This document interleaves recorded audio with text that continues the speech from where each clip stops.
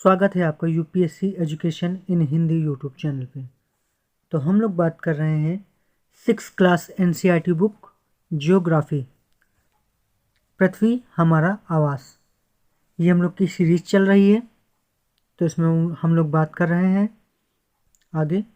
हम लोग ने chapter first, second, third, fourth, fifth और बात कर ली है हम लोग बात कर रहे हैं आज 6 चैप्टर के बारे में। तो आज हम लोग स्टार्ट करेंगे चैप्टर नंबर 6। तो ये आज हमारा टॉपिक होने वाला है पृथ्वी के प्रमुख परिमंडल। ये हम लोग का पिछला वीडियो था, पिछला पार्ट था। तो उसमें हम लोग ने जो बात की थी, हम लोग ने part 1, part 2, part 3, part 4 and part 5 ये हम लोग ने चर्चा की थी। हम लोग बात करेंगे आज चैप्टर 6, पृथ्वी के प्रमुख स्थल मंडल। तो ये आज हमारा टॉपिक होने वाला है। तो वीडियो बहुत ही इंपॉर्टेंट होने वाला है और बहुत ही मज़ेदार होने वाला है। तो आज का वीडियो स्किप ना करें। तो चलते हैं हम लोग टॉपिक पे। उससे पहले ये मेरा टेलीग्राम चैनल है, तो आप मेरा चैनल ज्वाइन कर लें। वहीं पे मैं पीडीएफ डाल दूंगा, तो आपको वहीं पे पीडीएफ मिल जाएगी। आप वहीं पे प्रिंट कर लीजिए, वहीं पे आप पढ़ भी सकते हैं। ठीक है। आगे, अगर अभी तक आपने चैनल को लाइक नहीं किया है तो लाइक कर दें एंड शेयर करें एंड सब्सक्राइब करें एंड बेल वाला आइकन ज़रूर प्रेस करें, जिससे आपको हमारी वीडियो की नोटिफिकेशन जल्द से जल्द पहुंच सके। तो हम लोग अब वीडियो शुरू करते हैं। तो चलते हैं हम लोग नेक्स्ट स्लाइड पे। पृथ्वी पर अनेक प्रकार के स्थल स्वरूप होते हैं, स्थल रूप होते हैं। इनमें से जो प्रमुख हैं वो कौन कौन से हैं? पर्वत, पठार और मैदान। विभिन्न स्थल स्वरूपों के निर्माण में दो प्रक्रियाएं का ही हाथ होता है। और दो प्रक्रियाएं कौन सी हैं? वो हैं, एक आंतरिक क्रिया है और एक बाह्य प्रक्रिया है। तो जैसे कि होता क्या है, पृथ्वी पर अनगिनत प्रकार के स्थल स्वरूप होते हैं। इस स्थल मंडल के कुछ भाग ऊंचे नीचे तथा कुछ समतल होते हैं। ठीक है। तो आपको जानकर आश्चर्य होगा, मैदान जिस पर आप खड़े हैं, चलते हैं, घूमते हैं, उसमें धीरे धीरे गति हो रही है। और पृथ्वी के अंदर लगातार गति जो हो रही है वही दो प्रकार की होती हैं। तो वो कौन सी दो प्रकार की गतियां हैं? वो है आंतरिक और बाह्य। तो आगे उनके बारे में हम लोग चर्चा करते हैं। अंतः या आंतरिक प्रक्रिया। तो आंतरिक प्रक्रिया क्या होती है? पृथ्वी के अंदर लगातार गति होती रहती है।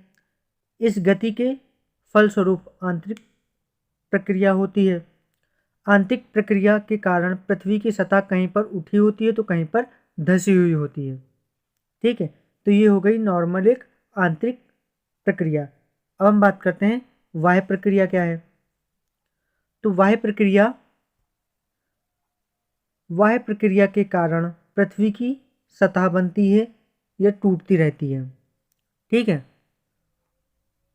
उसके बाद उसके अंतर्गत जो बाह्य प्रक्रिया में क्या क्या होता है? अपर्दन होता है, निक्षेपण होता है। तो उनके बारे में बात करते हैं। तो अपर्दन क्या है? पृथ्वी की सतह के घिस जाने को ही अपर्दन कहते हैं। ठीक है। पृथ्वी की सतह का घिसना ही अपर्दन कहलाता है, या टूट टूट जाना या घिस जाना, तो उसी को अपर्दन कहते हैं। ठीक है। आगे, निक्षेपण। निक्षेपण क्या है? पृथ्वी की सतह पर पदार्थों के जमा होने की जो क्रिया होती है वो निक्षेपण कहलाती है। और निक्षेपण से सतह का निर्माण होता है। निक्षेपण से सतह का निर्माण होता है। निक्षेपण के प्रमुख या मुख्य दूत हवा या जल होती हैं। जैसे कि जब हवा चलती है, तूफान जब आता है, तो उसमें होते हैं धूल के कण। एक स्थान से जब उड़ा के लेके जाती है हवा, तो वहाँ पे अपर्दन होता है, और जहाँ पे ये धूल के कण इकट्ठा होते हैं, जमा होते हैं, वहाँ पे निक्षेपण होता है। इसी तरीके जल होता है। जब जल वर्षा होती है तो वर्षा की बूंदें सतह पर गिरती हैं, तो जिसके कारण मृदा का बहाव होता है। तो जहाँ मृदा कटती है वहाँ पे अपर्दन हो रहा है, घिस रही है, ठीक है। और जहाँ पे ये जल जमा होता है, या जो वर्षा के कारण जो मिट्टी कट गई है और एक जगह पर जाकर जहाँ पे जमा हो जाती है, उसी को निक्षेपण कहते हैं। ये दोनों प्रक्रियाएं बहते हुए जल, वायु तथा बर्फ के द्वारा होती हैं। हम विभिन्न स्थल स्वरूपों को या स्थल रूपों को उनकी ऊंचाई एवं ढाल के आधार पर पर्वतों, पठारों तथा मैदानों में वर्गीकृत करते हैं, ठीक है।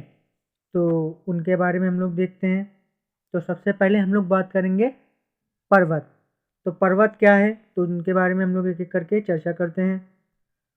पर्वत कितने प्रकार के होते हैं, इनका क्या काम है, तो उनके बारे में हम लोग बात करते हैं। पृथ्वी की सतह की प्राकृतिक ऊंचाई को पर्वत कहते हैं, या नॉर्मल साधारण भाषा में पर्वत पृथ्वी की सतह से प्राकृतिक ऊंचाई को ही पर्वत कहते हैं। पर्वत का शिखर छोटा तथा आधार चौड़ा होता है। आपने देखा होगा पर्वत यूं होता है, ठीक है। तो ये आपका आधार चौड़ा हो गया और ये आपका शिखर ये छोटा हो गया, ठीक है। आगे, पर्वत अपने आसपास के क्षेत्र से अत्यधिक ऊंचा होता है। पर्वत अपने आसपास के क्षेत्र से अत्यधिक ऊंचा होता है। जैसे कि ये आपका हो गया, सतह हो गई है आपकी, ये पूरी, तो ये सतह है आपकी, और ये जो पहाड़ आपका बना हुआ है, पर्वत बना हुआ है, तो ये नीचे तो समतल स्थल है, और अत्यधिक ऊंचाई पे जाने पे ये ऊंचा होता जाता है। तो ऊंचाई बढ़ने के साथ तापमान में कमी आती है, इसीलिए ऊंचे पहाड़ अक्सर बर्फ से ढके होते हैं। जैसे जैसे हम लोग ऊपर की तरफ जाएंगे, जब हम लोग ऊपर की तरफ हम लोग जाएंगे तो तापमान कम होता जाएगा। तो जब तापमान कम होगा तो वहाँ पे बर्फ का जमाव होगा, या बर्फ से ढका होगा पहाड़। आगे हम लोग देखते हैं पर्वत पर बर्फ की नदियाँ होती हैं, ठीक है, और ये जमी हुई नदी को ही हिमानी कहते हैं। पर्वतों पे जो नदियाँ होती हैं वो आती हैं, तो वहाँ पे तापमान कम होता है, जिसके कारण वहाँ पे नदियों का पानी जम जाता है, और जमी हुई नदियों के पानी को या जमी हुई नदी को ही हिमानी कहते हैं, ठीक है। आगे क्या है, जब कई पर्वत एक रेखा में होते हैं तो उन्हें पर्वतमाला या पर्वत श्रृंखला कहते हैं, और कई पर्वतमालाएं तथा सैकड़ों किलोमीटर तक फैली हुई होती हैं। आपने देखा होगा कि पर्वतमालाएं एक लाइन से होती हैं, यूं यूं कर कर, तो ये पर्वतमालाएं हैं या पर्वत श्रृंखला है, और ये कई किलोमीटर तक फैली होती हैं। कुछ पर्वत छोटे होते हैं तो कुछ काफ़ी बड़े होते हैं, कुछ उनसे भी बड़े होते हैं तो कुछ एकदम छोटे होते हैं, तो ये इनका स्वरूप होता है। आगे, पर्वत पर जीवन। पर्वत पर कठोर जलवायु तथा खड़ी ढाल होती है, इसीलिए पर्वत की जमीन खेती के लिए उपयुक्त नहीं होती है, इसीलिए पर्वतीय क्षेत्रों में जनसंख्या विरल होती है। अब पर्वत आपका यूं है, तो यहाँ पे आप ना तो समतल स्थल है, यहाँ पे ढाल है, तो ढाल होने की वजह से खेती नहीं हो पाएगी, ठीक है। जब खेती नहीं होगी तो उसकी वजह से, जब खेती के लिए मतलब लोगों के लिए भोजन नहीं होगा, तो वहाँ पे जनसंख्या वहाँ पे निवास नहीं करेगी, ठीक है। तो इसलिए पहाड़ी इलाकों में आपने देखा होगा कि वहाँ पे बहुत ही कम जनसंख्या निवास करती है, ठीक है। आगे, अब पर्वतों के प्रकार क्या क्या हैं। एक आपका तो ये हो गया वलित पर्वत, दूसरा और तीसरे के बारे में हम लोग अभी आगे चर्चा करेंगे। तो टोटल आपके पर्वत 3 होते हैं। तो पहले हम लोग वलित पर्वत के बारे में देखते हैं। ठीक है, जब किसी प्लेट पर दो तरफ से दबाव पड़ता है तो यह प्लेट मुड़ जाती है। तो जब दो प्लेटों के बीच में दबाव पड़ता है, जैसे एक ये प्लेट आपकी इधर से आएगी और दूसरी प्लेट इधर से आएगी, तो जब ये दबाव बीच में पड़ेगा इस जगह पे, ये आपका इस जगह पे जब दबाव पड़ेगा तो फिर ये यहाँ पे ऐसे करके उठ जाएगी, यूँ हो जाएगा और यूँ हो जाएगा। तो आपका जब ये हो जाएगा तो ये आपका ऐसे बन गया, तो ये आपका माउंटेन या पहाड़ की तरीके हो जाता है। ठीक है, ये मुड़ जाते हैं जब यहाँ पे दबाव पड़ता है। आगे प्लेट का कुछ भाग ऊपर की ओर उठ जाता है तो वहाँ पर पर्वत का निर्माण हो जाता है, और कुछ भाग नीचे जब धंस जाता है तो वहाँ पे घाटी का निर्माण होता है। यहीं पे हम लोग देखते हैं, जब यहाँ पे ये दबाव पड़ रहा है आपका, ये आपको यहाँ पे दबाव पड़ रहा है, तो ये अगर ऊपर उठ गया तो पर्वत हो गया, अगर यही जगह ये नीचे यूँ हो जाता है, जब यूँ हो जाएगा तो ये आपकी क्या बन गई, ये आपकी घाटी बन गई। ये आप देख सकते हैं, ये घाटी बन गई। अगर ये ऊपर उठ जाएगा तो पहाड़ हो जाएगा, मतलब पर्वत हो जाएगा आपका। अगर ये नीचे की तरफ धंस जाएगा यूँ, तो ये आपका बन जाएगा घाटी। हम लोग ने पर्वत के बारे में चर्चा कर ली है। ठीक है, पर्वत 3 प्रकार के होते हैं, तो जिसमें से हम लोग ने वलित पर्वत के बारे में देख लिया है। अब हम लोग नेक्स्ट पार्ट में जो देखेंगे वो ज्वालामुखी पर्वत, और तीसरा जो पर्वत होता है हमारा भ्रंशोत पर्वत के बारे में हम लोग देखेंगे। तो उनके बारे में हम लोग पार्ट 2 में, जो हमारा वीडियो होगा वो हम लोग पार्ट 2 में हम लोग देखेंगे अब। ठीक है, तो ये हमारा पार्ट 1 हो गया है।